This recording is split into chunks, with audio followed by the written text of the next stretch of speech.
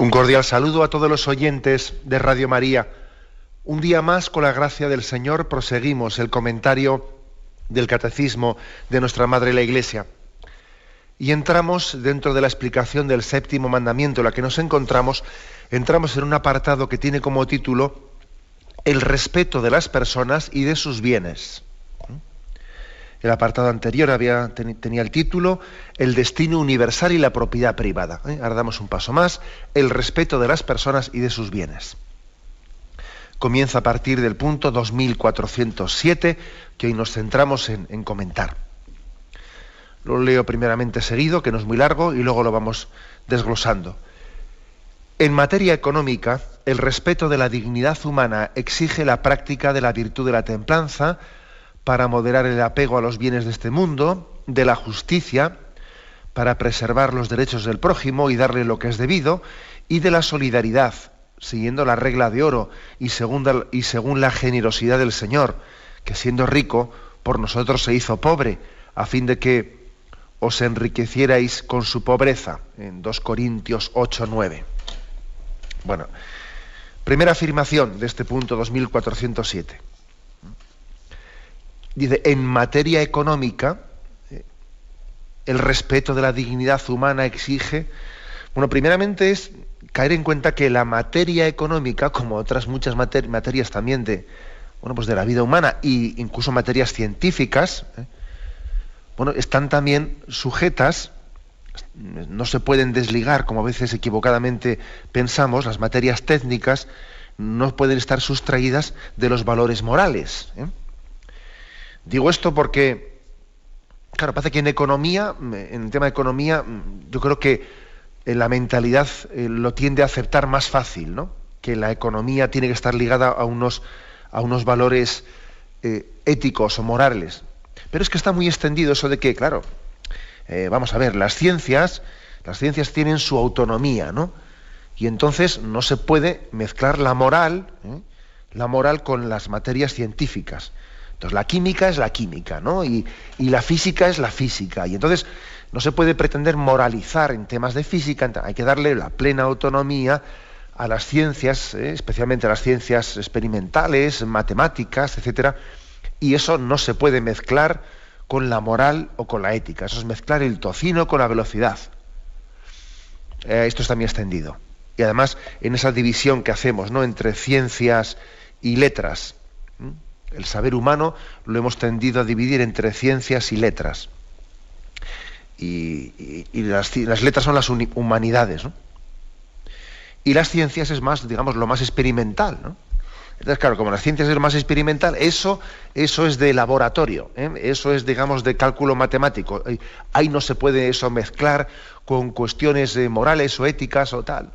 Bueno, pues eso es falso, es falso. También todas las ciencias, incluso, digamos, podríamos decir más técnicas, también están llamadas a tener una finalidad. Sí, también la química, sí, también la física, también la matemática, también la economía, por supuesto, también la economía.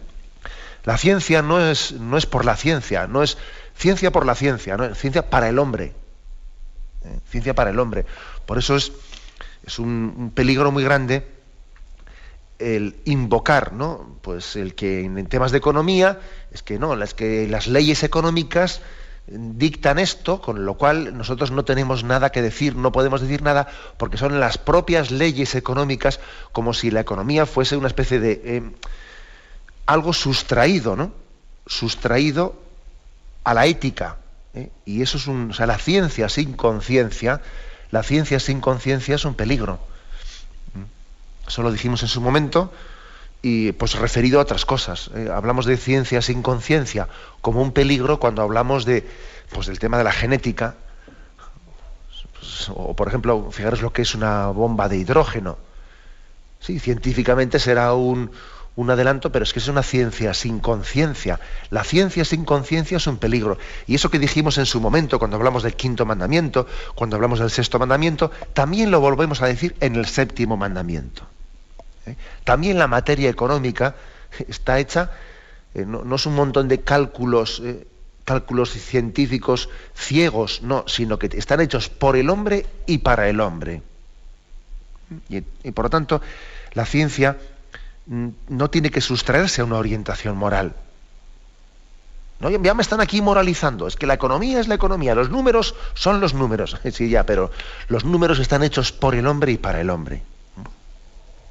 Bueno, esto es por lo tanto una reflexión, porque claro, este punto del catecismo empieza diciendo, en materia económica, el respeto de la dignidad humana, claro, es que la economía, los números, están ligados a eso. Por mucho que vayas a hacer la carrera de económicas, y en la carrera de económicas allí pues todo son teorías de números y etcétera, pero todo eso no sirve para nada si no está al servicio del hombre. Mejor dicho, sirve para hacerle daño al hombre. Después de haber reivindicado esto, ¿no? De haber reivindicado pues, cómo la materia económica, lógicamente, debe de estar al servicio de la dignidad del hombre y, por lo tanto, sujeta a unos valores morales, dice, a ver, ¿qué es lo que exige, por lo tanto, ¿no? O sea, ¿qué hace falta para que la materia económica respete la dignidad del hombre, esté a su servicio y no sea todo lo contrario, no sea una losa que aplaste al hombre, ¿no? ¿Qué se exige? Aquí habla principalmente de tres virtudes, tres virtudes que son un poco las que hoy nos queremos explayar. Dice, la práctica de la virtud de la templanza, que modera el apego a los bienes de este mundo. Si uno quiere verlo con más detenimiento, el Catecismo nos remite al punto 1809, donde allí habla de la templanza, que ya hemos tenido ocasión de ver, pero bueno, quien quiera verlo más despacio, que vaya allí. ¿Por qué es tan importante, ¿no?, para que la economía esté ligada a la templanza? Bueno, en mi opinión lo estamos viendo muy claramente en el tema de la crisis económica que padece todo el mundo. Se ha insistido mucho en que esta crisis económica que estamos padeciendo tiene causas morales, no me cabe la menor duda de que tiene causas morales. Y una de ellas es la falta de la virtud de la templanza. Porque claro, habíamos generado una burbuja irreal, ficticia, de un crecimiento pues no moderado, no un crecimiento sujeto un poco a la realidad, sino un crecimiento de burbuja, de beneficio rápido y fácil, que en gran parte estaba sustentado en una incitación continua del consumismo por el consumismo, y claro, el consumismo por el consumismo hacía que se generasen unas expectativas de ante tanta demanda, bueno, suscitamos la demanda y entonces más producción, más demanda, más producción, pero claro, no para dar respuesta a las necesidades reales y básicas del hombre, sino creando necesidades donde no las hay. Tremendo, ¿no? O sea, es decir, entonces claro, esto ha hecho pum, porque claro, las burbujas al final se explotan. Entonces, una de las causas principales de la crisis económica, que no nos quepa duda, es que hemos vivido una ficción de desarrollo económico, una ficción, pues viviendo por encima de nuestras posibilidades, consumiendo lo que necesitamos y lo que no necesitamos. Entonces, claro, todo parecía que eso genera un movimiento económico tremendo, pero es que eso es una falsedad. Es una falsedad, ¿no? Vivir por encima de nuestras posibilidades tiene que explotar en algún momento. Por ejemplo, si nos hemos dado cuenta qué supone, ¿no? Yo recuerdo haber visto que ahora estas cosas lógicamente ya se ven menos, ¿no?, en el momento de crisis, pero si no espabilamos, en cuanto que la crisis pase un poco, volveremos a tropezar en la misma piedra. Yo recuerdo haber visto propaganda de agencias de viaje en las que se ofrece un crédito para irte de vacaciones. Y dice uno, pero ¿cómo se puede ir uno de vacaciones pidiendo un préstamo? Pero bueno, estamos locos. Bueno, pues eso es un indicativo, y recuerdo también haber visto hasta la compra de ropa y de zapatos de lujo y pagar a plazo las cosas, pero bueno, pero ¿qué necesidad tienes de tener que estar pagando si no tienes dinero? ¿Para qué vas a comprar eso, no? O por ejemplo, se dice, ha disminuido un tanto por ciento increíble pues la venta de coches, ¿no? Sí, claro, entre otras cosas porque antes comprábamos coches de una manera totalmente innecesaria. O sea, resulta que un joven accede al mundo laboral tiene un trabajo totalmente precario, vamos, que con un contrato basura, ¿eh? Y la primero que hace es pedir un préstamo para pagar un coche. Pero hombre, ¿eso es normal? ¿No tendrías que controlar un poco tu ansiedad de que lo primero que quieres es el coche? Y además, ¿no sería más normal que lo comprases de segunda mano, de tercera al principio, y que no te metas en eso así, de esa manera? O sea, es decir, hemos generado un desarrollo artificial precisamente por falta de vivencia de la virtud de la templanza. Y hace poco le escuchábamos al presidente del Gobierno de España, pues invitando a todos los españoles que para salir de esta crisis, invitando a que consumamos más, tenemos que consumir más, porque si no, claro, es que volvemos a las mismas, ¿no? El gasto, el consumo, para que la economía sea equilibrada, tiene que ser un consumo que al mismo tiempo se está adaptando a nuestras necesidades. De lo contrario, volvemos a generar pues una economía ficticia y real. Creo que es importante este aspecto. Es importante que lo subrayemos. Dice aquí el Catecismo que, en primer lugar, en materia económica, el respeto de la dignidad humana es vivir la virtud de la templanza. Lo hemos visto claramente como este ha sido uno de los detonantes de la crisis, porque hemos vivido por encima de nuestras posibilidades. Ahora, vamos a ver, no estoy diciendo que tengamos que vivir en templanza. Bueno, ya sabéis que la palabra templanza, no lo he dicho, pues supone moderar el apego a los bienes, y de alguna manera es como vivir en equilibrio el uso de los bienes creados. Usarlos con equilibrio, no con apego, que eso es lo que es el consumismo, la incitación al consumismo, etcétera, etcétera. Bien, pero digo que no es que haya que vivir la templanza únicamente pues para no generar una especie de burbuja como la que hemos tenido y luego todo hace pum y luego viene una crisis económica. No es por eso únicamente, es por el respeto a la propia persona. Es para que no seamos títeres manipulables. Pues, por ejemplo, títeres manipulables de la propia propaganda que nos incita. La publicidad hace del ser humano un títere. De la publicidad deberíamos hablar mucho. La publicidad tiene una capacidad no es únicamente un anuncio. La publicidad hoy en día, mucho más allá de un anuncio, es una seducción. Es una seducción que hace de nosotros títeres manipulables, a merced de incitaciones. La publicidad, tal y como se está planteando, es como un robarle al ser humano su señorío. De manera que las decisiones no las tomas tú, eres arrastrado. Entonces, es muy importante la virtud de la templanza. Ojo, por ejemplo, lo que supone para tantas personas la esclavitud del consumo. O sea, yo me he encontrado muchas personas buenas que sufren y luchan porque ven que tienen una adicción, una cierta adicción. O sea, y bendito sea Dios que se han dado cuenta, porque muchos son arrastrados como títeres, no al consumismo, sin caer en cuenta de que están siendo manipulados, ¿no? Entonces, cuando alguien te dice, yo me doy cuenta que he gastado el dinero tontamente, que he caído en tentaciones. Bendita conciencia, ¿no? Bendita conciencia.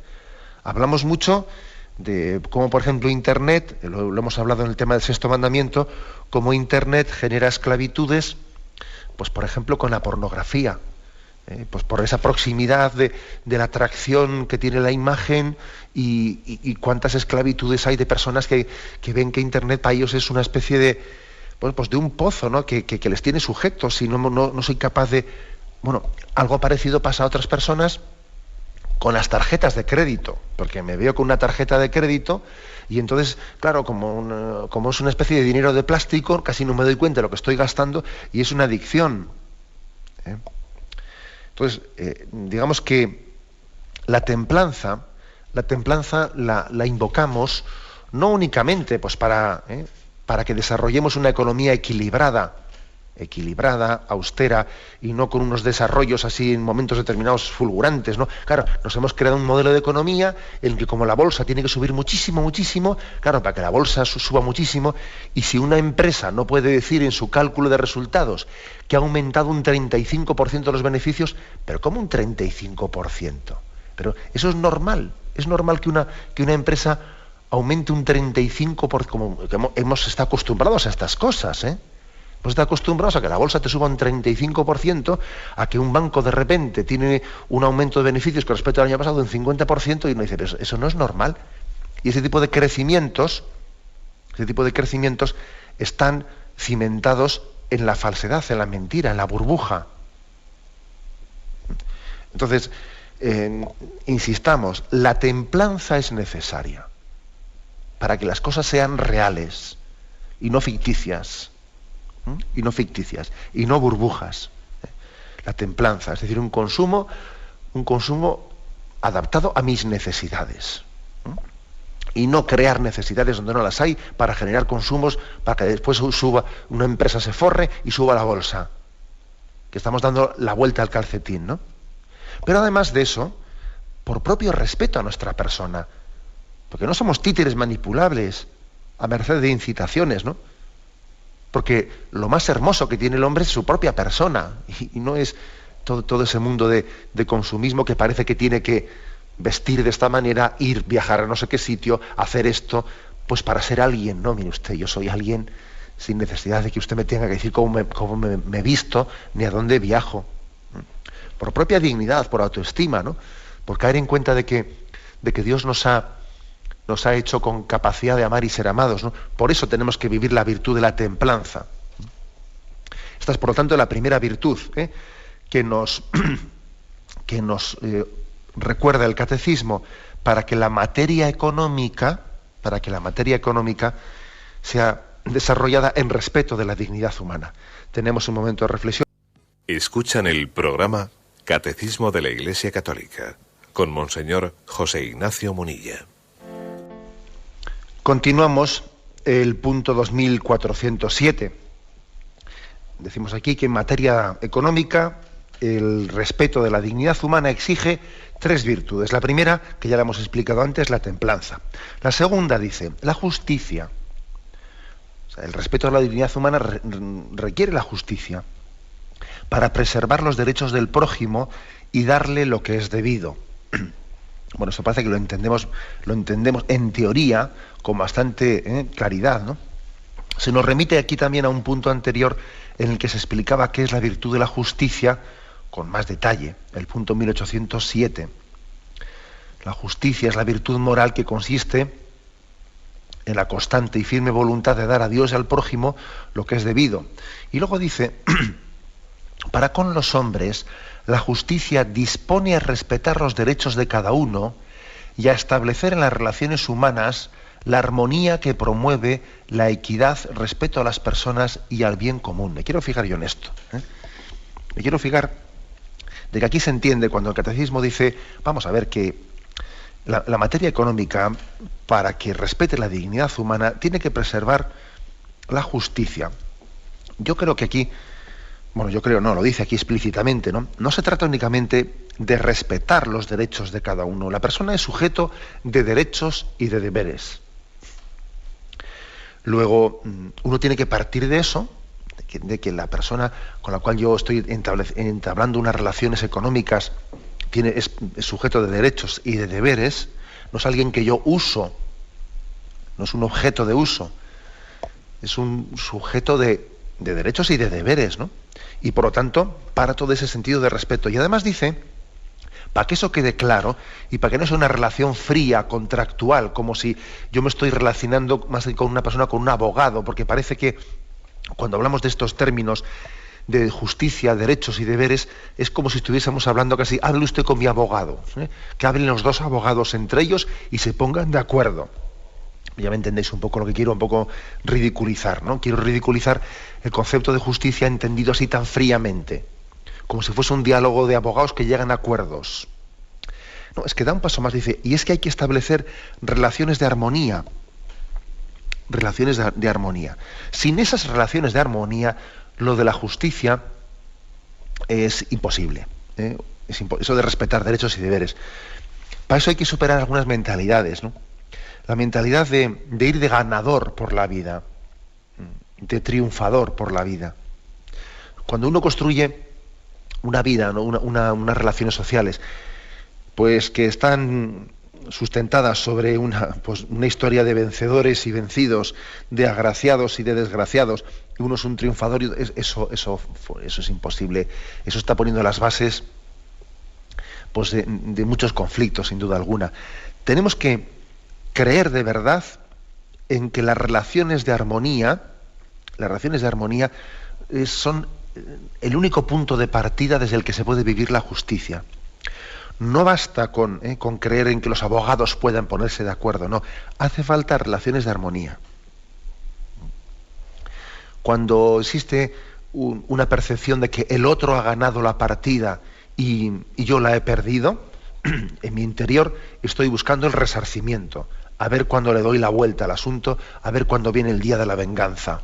Digo la palabra venganza así un poco exagerándola, pero me entendéis. A ver cuándo me resarzo de esto.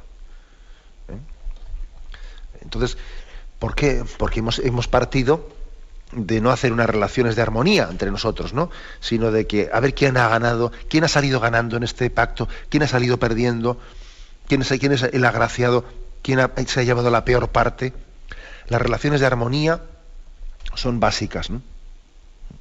Hasta el punto de que esta descripción que hace el Catecismo sobre qué entendemos nosotros por justicia, dicen, en las Sagradas Escrituras se distingue el hombre justo por la rectitud de sus pensamientos y de su conducta. O sea, el hombre justo no solo es el que obra rectamente, sino el que incluso piensa rectamente, que piensa en categorías de armonía. Eso que dice el Salmo, ¿no? Señor, mi corazón no es ambicioso, ni mis ojos altaneros. No pretendo grandezas que superan mi capacidad, sino que acallo y modero mis deseos, como un niño en brazos de su madre. Es decir, el hombre justo es el que tiene ese tipo de sentimientos, o el que procura tenerlos. Sentimientos de armonía, sentimientos de humildad, y que tiene pensamientos y aspiraciones, pues, humildes, aspiraciones con una rectitud habitual, no el que sueña ser un vencedor, no el que sueña ser, ¿no?, el que va de... No, porque si el que está soñando ser un vencedor, y distinguirse de los demás, y contradistinguirse de ellos, y fíjate cómo ha triunfado mi hijo, no sé qué, es muy difícil que sea justo con esos planteamientos de partida. El hombre justo no solo tiene que moderar sus actuaciones, también tiene que moderar sus pensamientos, sus aspiraciones, sus sueños. De lo contrario, no será justo en sus actuaciones. Como veis, aquí el Catecismo hila fino. Hila fino porque dice, sí, es que la justicia no es un reparto contractual, no, va más allá. Va al propio, a lo que podríamos decir, la aspiración de mi corazón, que sea justa, que sea armónica, que yo no me crea eso de que para que yo triunfe otro tiene que haber perdido la partida, que me crea de verdad que la justicia, que yo voy a ganar mucho más en el bien común que en el bien particular, que me lo crea de verdad. No que esté dispuesto a ceder, no, sino que es que me crea de verdad que es mucho mejor para mí buscar el bien común. Bueno, esta es segunda virtud. La primera, la de la templanza. La segunda, la de la justicia. La tercera, solidaridad. Dice, la solidaridad. Estamos diciendo que en materia económica, para poder estar al servicio de la dignidad del hombre, se exige la práctica de, primero, virtud de la templanza, segundo, virtud de la justicia, tercero, de la solidaridad. Dice, siguiendo la regla de oro. Vamos a explicar un poco esto. Hemos dado un paso, primero de la templanza a la justicia, y ahora de la justicia a la solidaridad. Lógicamente, la solidaridad y la justicia están muy unidas, pero yo creo que la solidaridad le añade algo todavía a la justicia. Le añade a lo anterior el afecto. el salir de mi situación y ponerme en la del otro. Ser solidario no solo es justo, sino también es como decir, me pongo en tu situación. Claro, para ponerme en la situación del otro hace falta un afecto, hace falta quererlo. Por eso, en el fondo, desde nuestro punto de vista, es inseparable la solidaridad y la caridad. Claro que la palabra caridad pues implica un concepto muy superior al de la solidaridad, pero es que nosotros, cuando utilizamos la palabra solidaridad, no la podemos separar. Para nosotros solidaridad es caridad cristiana, no es otra cosa. Desde nuestra utilización del término, claro, el catecismo habla mucho más de caridad que de solidaridad, como es lógico, porque hablamos en un lenguaje revelado, pero cuando utilizamos la palabra solidaridad es sinónima, es equiparable. Entonces digo, por eso la solidaridad va más allá de la justicia. Supone salir de mí mismo, supone un afecto, una caridad. En primer lugar, a través de la regla de oro. Y dice, ¿no? ¿Y por qué se entiende la regla de oro? Bueno, pues sabéis que tradicionalmente lo explicamos en su momento, ¿no?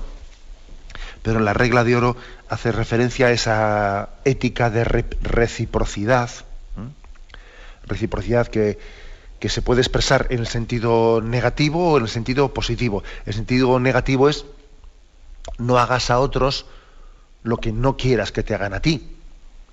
Y en sentido positivo, que es tal y como está expresado en la Sagrada Escritura, lo tenemos expresado en Mateo 7:12, dice, trata a los demás como quieras que ellos te traten a ti. En el Antiguo Testamento la regla de oro pues estaba más expresada en sentido negativo. No hagas a los demás lo que no quieres que te hagan a ti. En el Nuevo Testamento, en el Sermón de la Montaña, Jesús la expresa en positivo, ¿no? Así que todas las cosas que queráis que los hombres hagan con vosotros, hacedla también vosotros con ellos. Lo tenéis en Mateo 7:12 y además también está en su paralelo Lucas 6:31. Bueno, una ética mejor dicho, una regla llamada regla de oro, importantísima, que supone la capacidad de ponernos en la situación del otro, pensar no en monólogo, ¿no? Sino en pensar en un diálogo. Sin embargo, fijaros que aquí todavía se da un paso más. O sea, la solidaridad, por eso dije yo que la solidaridad está ligada a la caridad al final, porque primero es siguiendo la regla de oro y dice después, y siguiendo la generosidad del Señor, que siendo rico, por nosotros se hizo pobre, a fin de que os enriquecierais con su pobreza.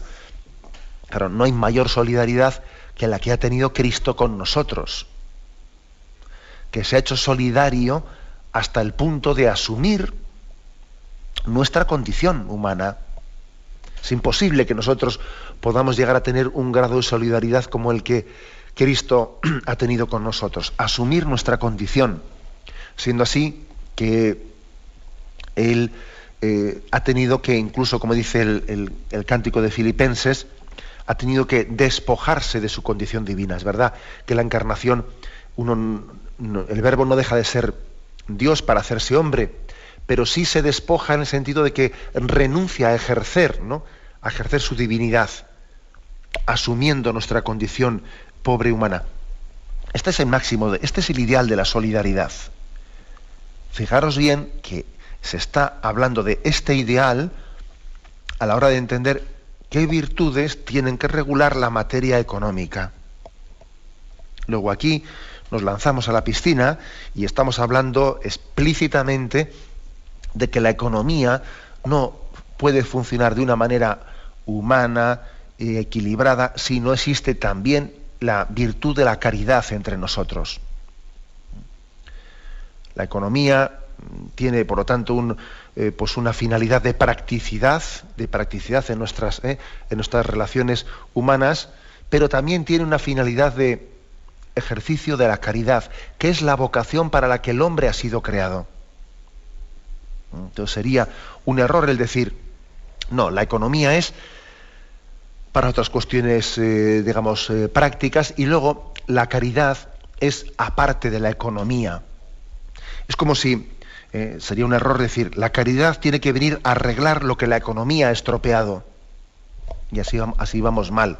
Si aceptamos este principio, eso de que la caridad tiene que, se da por supuesto que la economía genera injusticias, y entonces tiene que venir después la caridad y tiene que poner un parche a las desigualdades que ha creado la economía, porque la economía tiene unas leyes que inevitablemente crea vencedores y vencidos y deja mucha gente tirada en la cuneta, y después viene Cáritas y pone parches.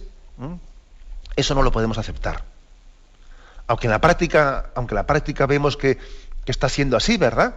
Pero no lo podemos acertar. Nosotros aspiramos no solo a poner parches, sino aspiramos a que la caridad transforme la economía y la economía esté hecha al servicio de esas relaciones humanas en justicia, en solidaridad y en amor. O sea, que nuestro ideal es ese. Y no nos conformamos con menos. Y por eso también creemos que debe haber católicos, pues no solo en Cáritas, sino también metidos en la economía, metidos en política y metidos en tantos lugares que en el fondo están configurando de qué manera pues la economía y la política tiene que desarrollarse, ¿no? O sea, tenemos que transformar las estructuras económicas. Eso es uno puede decir, eso es muy idealista. Bueno, pues no nos conformamos con menos, ni más. Este es Jesucristo, que quiere que establezcamos el reino de Dios en la tierra. Y Él nos da la gracia. Luego tenemos esperanza en que ese ideal es realizable. El comentario del punto 2407. Hoy nos hemos centrado en este punto que abre el apartado del respeto de las personas y de sus bienes. Un punto que nos ha recordado que la materia económica exige la práctica de 3 virtudes, de la templanza, de la justicia y de la solidaridad. Y rematando esta explicación de cómo está tan ligada a estas 3 virtudes, el Catecismo nos ofrece un punto paralelo, el 1839, en el que nos insiste en cómo estas virtudes requieren pues, un esfuerzo y una constancia en su aplicación y una petición de la gracia divina. Vais a ver que este es un punto que termina como rematando, ¿no? La consideración realizada en el 2407. Dice así: las virtudes morales crecen mediante la educación, mediante actos deliberados y con el esfuerzo perseverante. La gracia divina las purifica y las eleva. Es decir, esto que hemos explicado aquí, esto de la templanza, esto de que hay que moderar la atracción hacia el consumismo y hay que tener un uso equilibrado de los bienes y no generar consumo por el consumo, y no ser un títere que te arrastra la publicidad. Eso de que hay que tener un ideal de justicia, que no es únicamente respetar contractualmente los derechos, sino que es tener verdaderamente un deseo de armonía con los demás y de equidad y no ser vencedores o vencidos. Eso de tener un corazón solidario, capaz de ponerse en la situación del otro y capaz de desear imitar a Jesucristo, que siendo rico se hizo pobre por nosotros, y ser solidario y caritativo. Todas estas virtudes, como os podéis imaginar, no basta con decirlas. Claro, es que uno dice, qué bonito, ¿no? No, pero claro, después pongamos los pies en la tierra. Esto requiere, como dice aquí, una educación perseverante, paciente, y claro, igual que sabemos que en casa muchas veces le decimos a un hijo, pero ¿cuántas veces tengo que decírtelo para que termines haciéndolo? Pero a la primera, por desgracia, las cosas no se suelen asumir tan fácil. Hay que ser muy perseverante en la educación. Y dice que tienen que ser actos deliberados y esfuerzo perseverante, dice aquí. Es decir, actos deliberados. No basta con que a veces hagamos las cosas bien sin darnos cuenta. Conviene también reflexionar de por qué las hacemos así y por qué conviene que las hagamos así. Dice actos deliberados, ¿no? O sea, se refiere esto, por ejemplo, vamos a ser desprendidos, o vamos a ser o vamos a hacer este acto de solidaridad, vamos a reflexionarlo y hacerlo cayendo en cuenta dice, con un esfuerzo perseverante.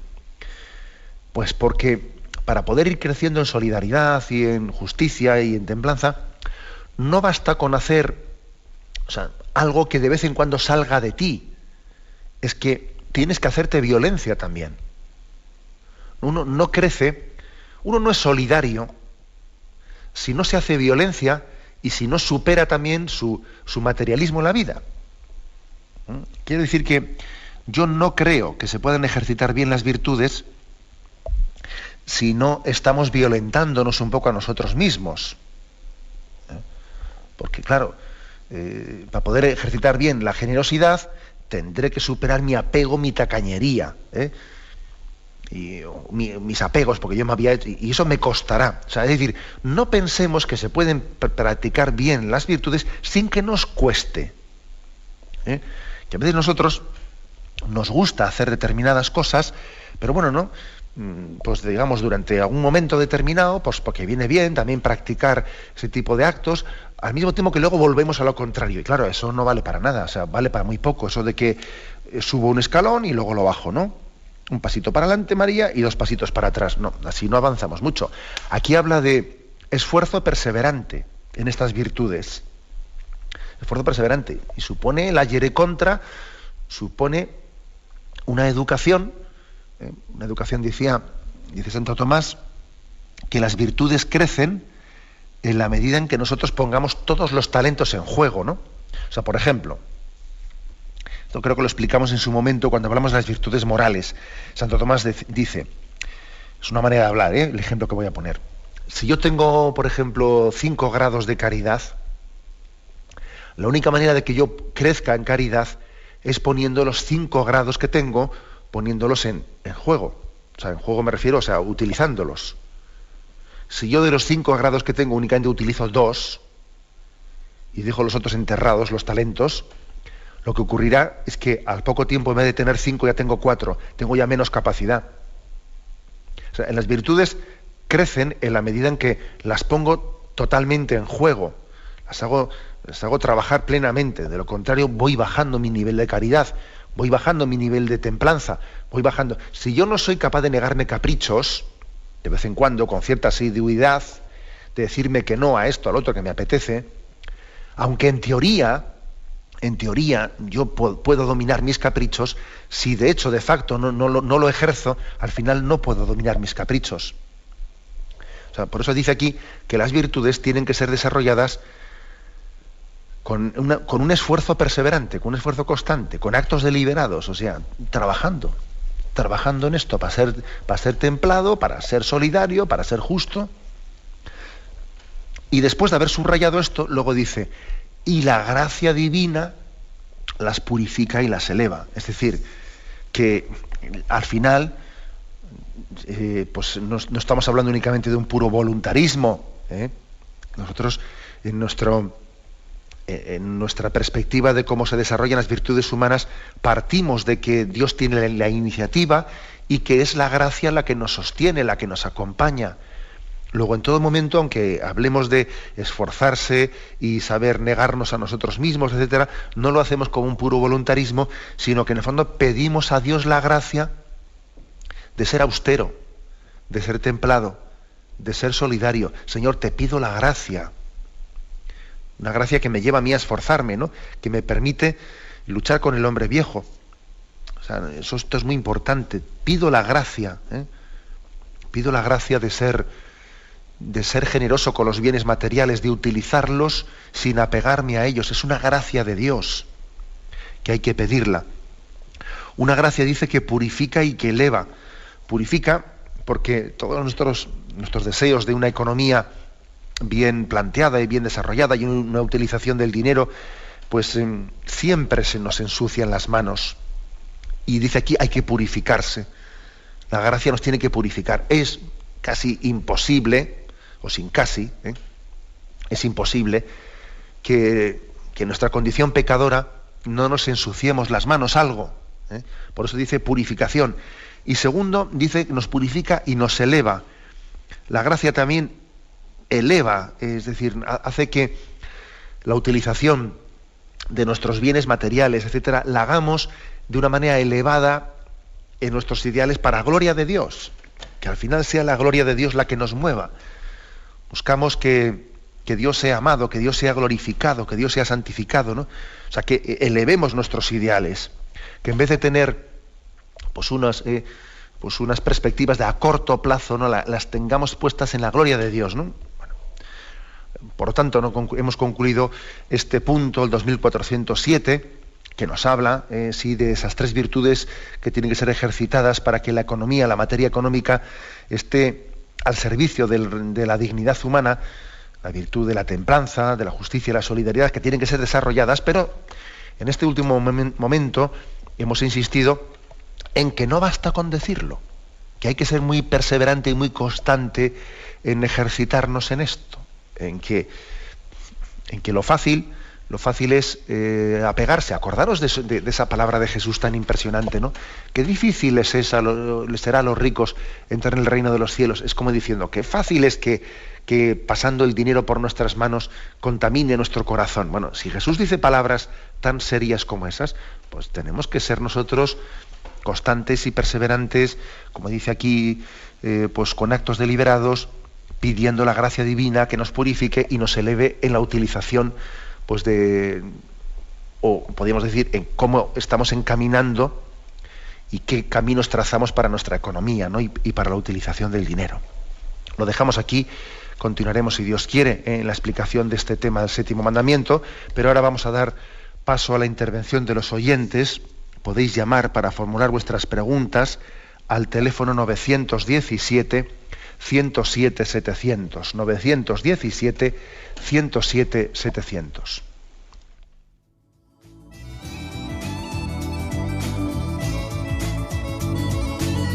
¿Le gustaría tener sus programas favoritos de Radio María en CD o DVD? Ahora es posible.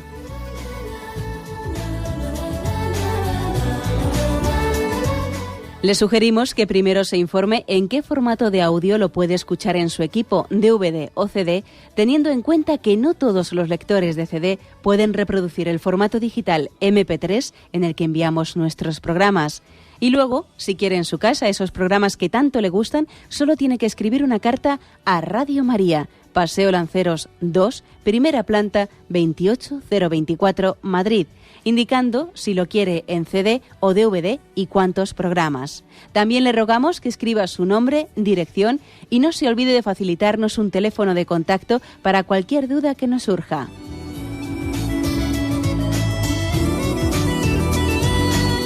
Radio María, más cerca de usted.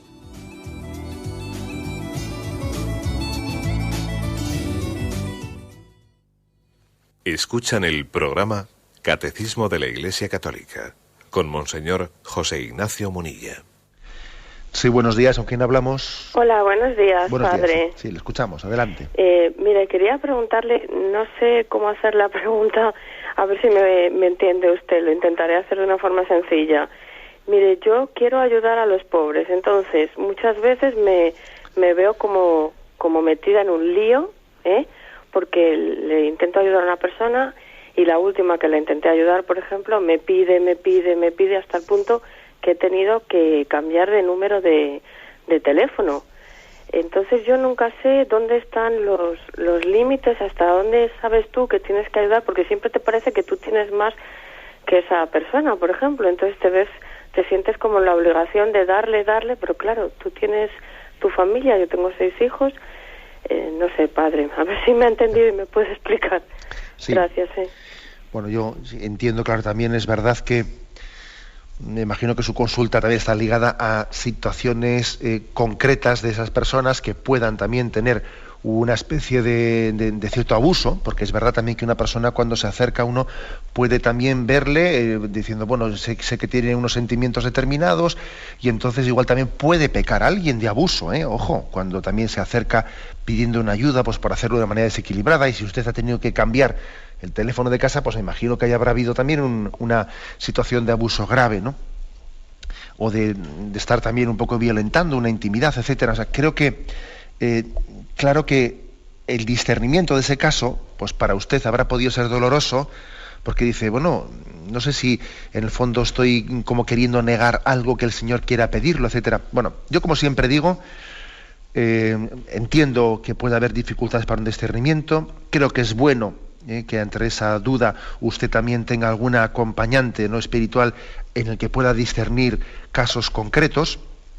Creo que cada vez más, lo he dicho en este programa, pero lo insisto, ¿no?, a raíz de esta pregunta, cada vez más también la forma de encauzar nuestra ayuda a los necesitados, especialmente cuando no son conocidos, creo que debe de estar mediatizada por alguna asociación de nuestra plena confianza que tenga una capacidad de hacer un seguimiento pues superior al que nosotros a veces en esta vida tenemos, ¿no? A la hora de ayudar a un desconocido, lo más lógico es que lo hagamos pues a través de Cáritas, a través de una asociación determinada, a través de esto o del otro, ¿eh? Y creo que eso no nos tiene que poner un mal sabor de boca. Mal sabor de boca que alguien le ha dicho que le ayuda a través de Cáritas. Nos deja, porque claro, hasta nos puede decir, no, porque a mí Cáritas no me ayuda. Claro, no nos tiene que poner mal sabor de boca. Lo que sí que es que eso no tiene que ser una excusa para mí de decirle eso a esa persona que me aborda en la calle, para que luego yo se lo he dicho en la calle y luego yo no ayudo a Cáritas. Claro, si es así, evidentemente me tengo que sentir mal. Pero si yo estoy canalizando debidamente mi ayuda, ¿no?, a través de una asociación caritativa que me da una garantía de cómo se ayuda pues a un pobre al que yo le desconozco personalmente, y desconociéndole yo no sé si él puede, si yo le doy un dinero directamente, pues igual ese dinero está yendo a la droga, lo que sea, y no está haciendo un buen uso de él, y debe de haber alguien que tenga un seguimiento con esa persona. Luego yo distinguiría, ¿no?, la caridad realizada con personas a las que conocemos y podemos nosotros tener un seguimiento personal con ellas, de las que no conocemos y no podemos tener un seguimiento personal con ellas.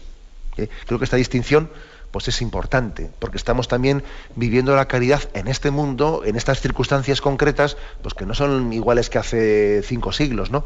Y tenemos también que vivir la virtud de la caridad en nuestro contexto social, ¿no? Adelante, nos pasa un siguiente oyente. Buenos días. Gracias, monseñor. Sí, adelante, le escuchamos, adelante. Porque al escucharle conozco más a Jesús y además me acerco más también al Señor. La situación es que viviendo un matrimonio en sobriedad cristiana y dando a sus hijos formación cristiana y humana, llegó un momento que encontraron trabajo y se casaron. Y a uno de los hijos se le dio un dinero que al otro no, porque había que vender para el segundo. Entonces la reacción de este hijo ha sido que no quiere saber nada de estos padres y a sus hijos les está separando de los abuelos. Que no sé cómo se puede reaccionar con esta situación. Bueno, vamos a ver, pues que es una situación dolorosa y triste, etcétera.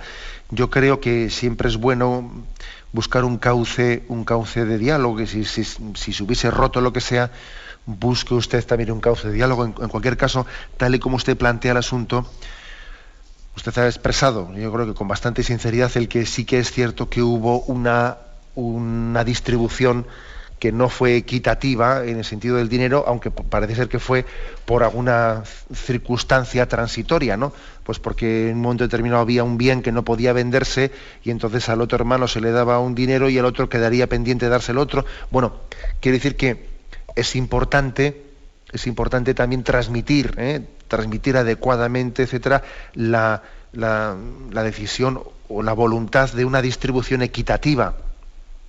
Que su hijo no interprete que han tenido la intencionalidad de distribuir de una manera pues insolidaria entre los hijos, ¿no?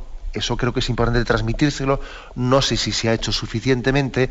Si no se ha hecho suficientemente, igual es bueno buscar una persona para transmitir pues una voluntad inequívoca de los padres de querer a los hijos por igual, y que por lo tanto no sean malinterpretados, ¿no? Bueno, y luego a partir de ahí, pues yo creo que lo que hay que tener es paciencia y cariño, ¿sabe? Paciencia y cariño, porque uno se ha podido equivocar o no en la manera de hacer las cosas, ¿no? Pero cuando más o menos no tiene ya otra solución, o si tiene otra solución, pues igual se puede pensar, ¿no?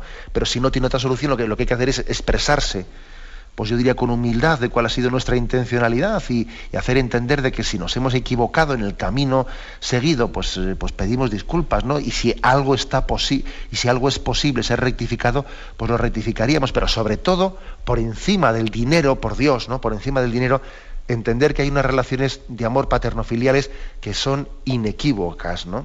Eso es lo principal. Adelante, damos paso. Hola, buenos días. Buenos días. Mire, en la exposición de hoy mismo ha recitado usted un salmo hablando del hombre justo. ¿Me podría decir qué número de salmo es? Porque estoy mirando y no lo puedo encontrar. ¿Qué número es este salmo? Vamos a ver si lo busco yo también. Se lo digo ahora mismo. Muchas gracias. El salmo es: mi Señor, mi corazón no es ambicioso, ni mis ojos altaneros. Salmo 130. No pretendo grandezas que superan mi capacidad, sino que acallo y modero mis deseos como un niño en brazos de su madre. Espere Israel en el Señor, ahora y por siempre. Salmo 130. Adelante, damos paso a una siguiente llamada. Buenos días. Buenos días. ¿Me oye? Sí, adelante, lo escuchamos. Pues mire, mi pregunta es acerca de la comunión, que aunque yo creo que tengo bastante formación en lo relativo a temas religiosos, pues me pregunto, después de recibir la comunión, ¿Jesucristo está en nosotros como por ejemplo en el sagrario? ¿Durante cuánto tiempo continúa? Cuando luego yo voy por la calle, pues lo llevo dentro como está en el sagrario. Esa es mi pregunta. Pues la verdad es que no tenemos un dato que nos pueda decir cuánto tiempo, pues lógicamente el Señor estará en nosotros mientras que las especies eucarísticas no se hayan disuelto. ¿Cuánto tiempo tarda en disolverse? No lo sabemos, ¿no? Pero yo diría dos cosas. Primero, que esa presencia de Cristo, sustancial en su cuerpo y su sangre, presente mientras que esté el pan y el vino, esa presencia, en el momento en que deje de estar así sacramentalmente presente, porque el pan y el vino ya se han disuelto, esa presencia no desaparece totalmente, sino que pasa a reforzar otra presencia, que es la presencia de inhabitación. Dios inhabita en nosotros, somos templo del Espíritu Santo. Por lo tanto, la presencia de Cristo en el sacramento de la Eucaristía pasa a reforzar la inhabitación del Espíritu Santo en nosotros. Esto en primer lugar. Y la segunda consideración, bueno, pues también una explicación de por qué también la Iglesia aconseja que se haga un rato de acción de gracias después de haber comulgado. Eso de que comulgamos y enseguida damos la oración de acción de gracias, bendición y todo el mundo corriendo para afuera, ¿no? Yo creo que hay una carencia de conciencia de que hemos comulgado, de que Cristo está en nosotros.